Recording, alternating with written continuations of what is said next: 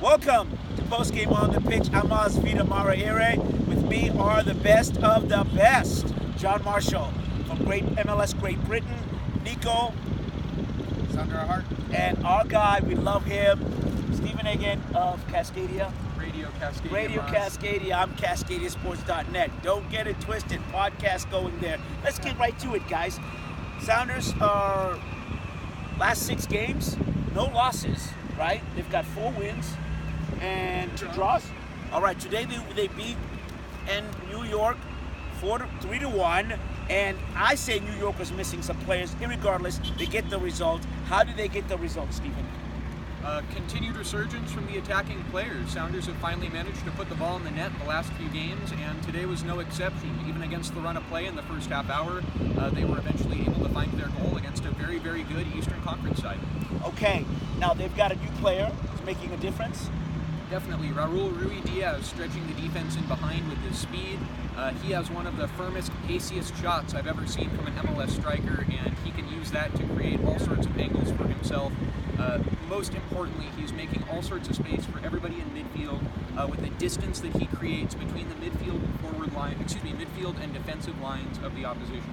If there's space in the midfield, that creates space for Nicholas Lodeiro. And how has he been doing the last few games?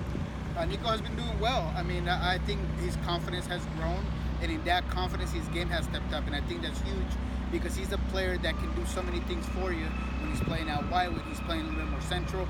But I think that we all know that he's the guy who should be running at 10 when Dempsey's not in, because when we saw it in San Jose, in the second half, there was an adjustment in which Roldan changed out with Nicolas Lodeiro, Roldan went wide, Nico went central, he changed everything. Today, he was something similar. He was the guy that just made everything run. He's the one that makes your clock tick because he has the ability to put guys through, to hold the ball where he needs to, and he has a high motor and can really cover a lot of space. So I think he's just done a great job at putting all those pieces together and finding that space that Raul Ruidiaz is making. Absolutely. And the other guy that's really been playing really well, we heard from in the post game, in the locker room, has been Harry Shipp. And John, what's going on with Harry Shipp? I mean, Shipp seems to have so much more confidence than he's had previously. Today his passing was precise, through balls, finding runners in dangerous positions. He was making the right runs off the ball to get into dangerous spaces. He was backtracking for the ball and helping to maintain possession and keep the Sounders dangerous in attack. It's been wild to see, at times how much difference Harry Shipp has how much he's grown this season, I should say. Where today he seemed just to be on fire. A goal and assist, gets the third, the sealer for Sounders today, and altogether just played fantastic. And over the last 3 games in this past 8-day run, he's been doing that consistently. And Spencer did say that Shipp, he's been that kind of player. It's been the confidence that you just talked about. One of the things the Sounders went to today is they went to a 4-4-2. That is 2 forwards up front and 4 in the middle. And our Stephen Egan, the crap reporter that he is, actually, because that was my question, is why they don't do it all the time? And Stephen, you asked Brian Schmetzer that question. What was his answer? I did, yeah. I talked to Coach Schmetzer about if they would see more of the 4-4-2 formation, at least the 2 strikers set up, and to what extent as the year goes on. He was very coy about it, and that's a little bit unusual from Coach Schmetzer, and I think that you have to take it as a sign that playing Bruin and Ruidiaz together on the field really factors in heavily for Seattle the rest of the season. And when you look at them statistically so far, it really makes a lot of sense. They're having 2 of the best years of any Sounders, given the fact that Ruidiaz just got here. So, if I may add something real quick, I think that we've noticed from Garth and Brian that they're thinking ahead. So I think that 4-4-2 is not only accurate for what they want to do ongoing on in the season with Will Bruin, but eventually when Jordan Morris is back, and they're going to want to start that this year at the end of it in order to carry over when Jordan comes back. Because I think this team wants 2 quick pace strikers, and that's going to be Ruidiaz and Morris at some point. Garth? I don't know how you bring Garth into it, but no, hold on, explain that to me. That Garth is somebody who's always thinking ahead. And Garth and Chris Henderson are building this roster for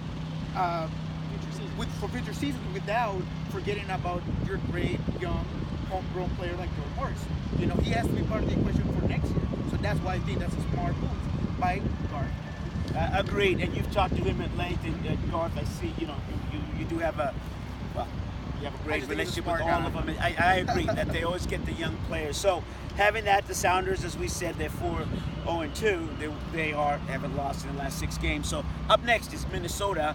I'd like to hear from each one of you experts in terms of where do they go from here? Do they have to tweak anything? And Steven, Minnesota is playing decent, and they've got a couple good players on there. What do the Sounders have to do to get a result next Saturday in Minnesota on the road? It's a massive game. It's the first real 6-pointer of the season, you'd have to say, if Vancouver wasn't 2 weeks ago. And it's a big opportunity for Seattle. Minnesota on 26 points, just ahead of the Sounders. They can draw level with a win in Minnesota next weekend. For me, the most resonant point, you can look back at what Minnesota did when they were in Seattle a few months ago. Abu Dunladi started up top instead of Christian Ramirez, who looks like he's on the outs there in Minnesota. It'll be a very, very similar story this weekend with Darwin Quintero, the Colombian dynamite striker, who has torn the league up since arriving a month ago, who will lead the Minnesota front line. It's the ability of Seattle's larger, more physical center backs to keep up with the pace of Darwin Quintero that will determine the result that Sounders take on the day. He said resident, gave us some stats in there. My man. All right, let's keep the flow mojo going. What does Seattle have to do against Minnesota to continue this win streak? I think in order to add of what Steven just very well put, I think that defense will have to start from your line of 5. The center defensive midfield is going to have to work, and I think that I'm looking at 2 guys. Christian Roldan, who has high pace and ability to cover, and DeLemp, who did a great job against somebody like Almiron, following him constantly, and even maybe going into an individual mark instead of just a zone marking, which worked in Atlanta. I think they could use it against a guy like Darwin Quintero. Nicely done. John Marshall, take us home. Well, 2 things. One, I'm really curious to see if Schmetzer brings out a 4-4-2 in Minnesota or if he decides to stay with a 4-5-1. And second of all, Christian Roldan said in the postgame that he still didn't feel like the team played well enough today. At the first 30 minutes, they really struggled, and that's been something the Sounders traditionally have a habit of doing, struggling early on in the match.